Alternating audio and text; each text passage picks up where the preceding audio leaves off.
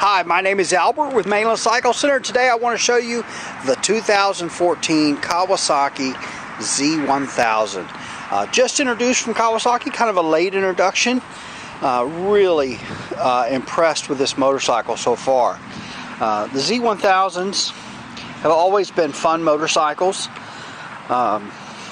Street fighter, naked bike, muscle bike, whatever you want to call them.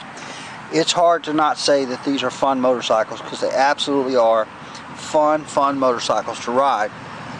Whether you like the styling or don't, they're absolutely a blast. The Z1000 has always done really well critically with reviews and in the magazines and online tests, and this bike is going to just blow everyone away, I think. The styling on it, first off, is I think just incredible. I think it is by far one of the most stunning looking Z1000s we've had yet, and one of the most aggressive and good looking street fighter naked bikes on the market today.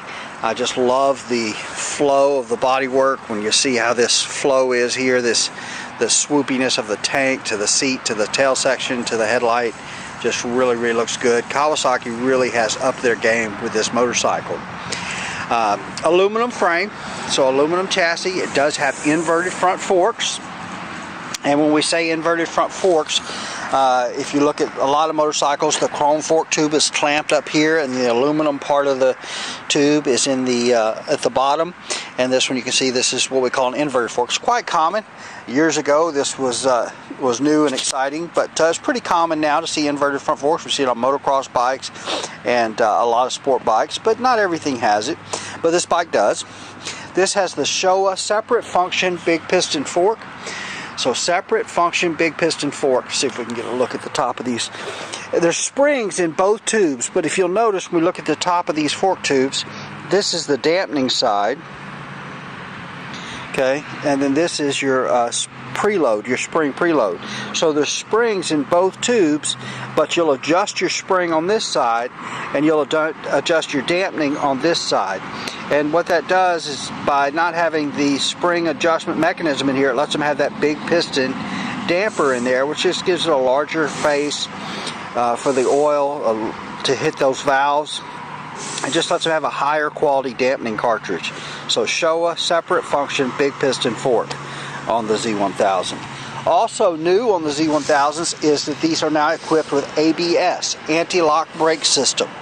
So it has ABS. Also, the front brake calipers are new. These are I believe they're made by Tokico. I could be wrong. But they're a 4-piston caliper, and they're a monoblock caliper. So what does that mean? That means that this caliper, this brake caliper, is one piece of aluminum. It's cast and machined out of one piece of aluminum, as opposed to 2 pieces of aluminum bolted together. I have a 2011 ZX10, and if you look at the caliper, on the back of the caliper, you can see the bolts where it's bolted together. So obviously, one piece is going to be stronger than 2 pieces bolted together. I don't think there's any flex in my ZX10 calipers, but anyway, very cool. It's just a more expensive way to make them. It's harder to machine them out of one piece than it is 2 pieces. So monoblock calipers, very cool. Of course, we still have the pedal style rotors, so we have these little cuts in the rotor that allow greater surface area to dissipate heat. Looks cool too. Nice big radiator. This bike is liquid cooled. These are not ram air, but they do have what Kawasaki calls a cold air intake. So they're trying to intake that air where it's cooler air. Cool air makes better horsepower, as many of you already know. So also, it made some changes to the exhaust. It's a brushed finish now. I've never been a big fan of the Z1000 exhaust. I like them. I understand the heritage behind the design, but these really sound good, and I actually think they look great on this bike. If I owned this bike, I would not change the exhaust. I would leave these pipes on it, but that's just me. But really sounds good. There is an exhaust valve in the right-hand pipe that creates some back pressure for better low-end power. There's not an exhaust valve in the left-hand pipe, only on the right-hand side. You do have these cam or eccentric chain adjusters, so this whole piece turns to adjust the chain. Very cool look. there. Your rear brake caliper, pedal style rotor on the back. This has a horizontal, I think they called a backlink rear suspension, fully adjustable rear shock, aluminum swing arm. You know, when I was talking about Kawasaki really is up their game, this bike has a lot of detail in it. The paint is just beautiful. It's just perfect, spot on, very high quality paint on this bike. One of the couple of things that I've noticed that are new, the master cylinder reservoir is new, and this is like a clear plastic reservoir. It really looks cool. You can see the brake fluid in there. The mirrors are new. We've never seen these mirrors on a Kawasaki before, and they're painted to match the bike. So again, just a nice touch of class that the mirrors have the paint tied into them. Let's see, what else? Oh, one of the other things I noticed, even the little cable to hold the cable and the wiring going to the handlebars, these little keepers, really nice little designed specifically for this bike with a Kawasaki logo on them, little keepers, as opposed to just having some kind of a tie. You know, the quality on this bike is just really, really high. Even when you look at the seat on it, it has the little Z's made into it. You know, Kawasaki could have put just a regular vinyl on here, but they didn't. They spent the money and had the Z's put on there, and it really looks great. It's a touch of class to this motorcycle, without a doubt. And then what looks like the tail section here, this green, is actually the rear seat. Okay, so this is the rear seat, so you don't need to buy a solo cowl. The bike looks cool just like that, and really just blown away by a lot of the touches on this bike. It's beautiful. We were talking earlier, me and a couple of guys in the service department, and look at this bike. If you're not a big fan of the green, of course you have the green stripe on the wheels, those could be pulled off, but you really only would have this piece, this piece, this piece, and another piece there, and then the rear seat. If you change the color on those, just those few pieces, you could make this bike gray, the graphite color, and whatever color you wanted. Graphite and red, graphite and blue, graphite and yellow, graphite and pink, purple, you know, obviously your choice of the rainbow there. But would be really easy to do some customizing and change the color on this bike just a little bit if you're not a fan of the green. I think the green is gorgeous. I wouldn't change it, but it would be real easy if green's not your favorite color and blue or red or something is. So anyway, I thought that was pretty cool. Kawasaki made some changes in the intake. The velocity stacks are now all the same size as far as length, and it's supposed to help the better throttle response.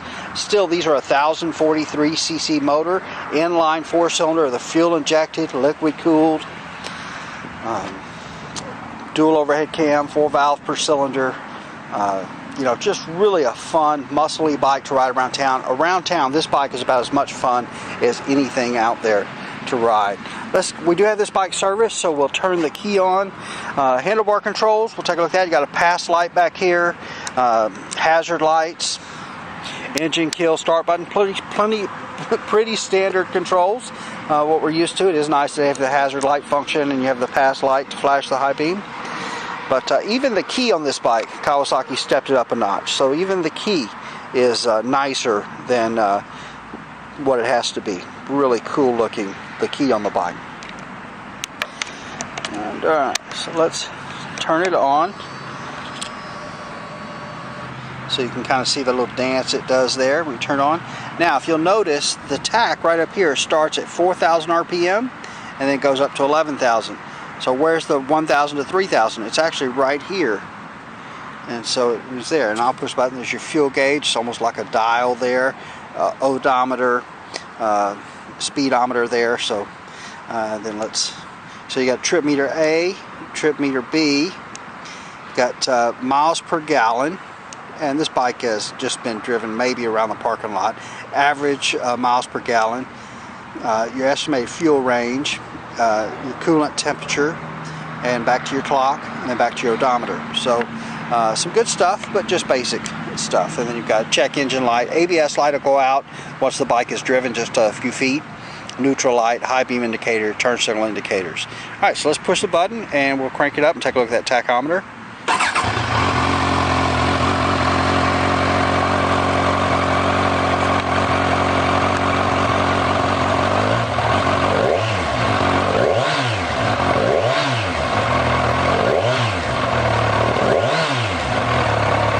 see how once it gets to here, then it takes off to here. I don't want to rev it up a whole lot. This bike is brand new, and but definitely really cool. I dig it. See if we can get a little sound of that exhaust. The exhaust has a great sound to it.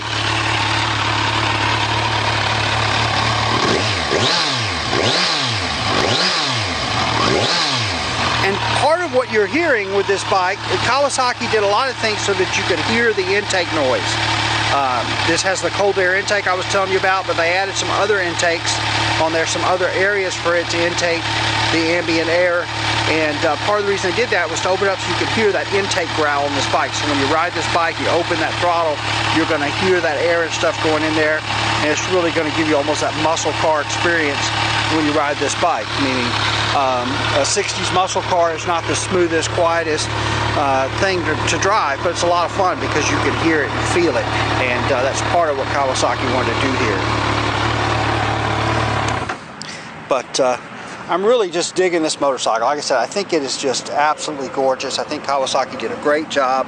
The quality is extremely high, and it's just a beautiful, beautiful motorcycle. And anyway, I'm thrilled to show it to you.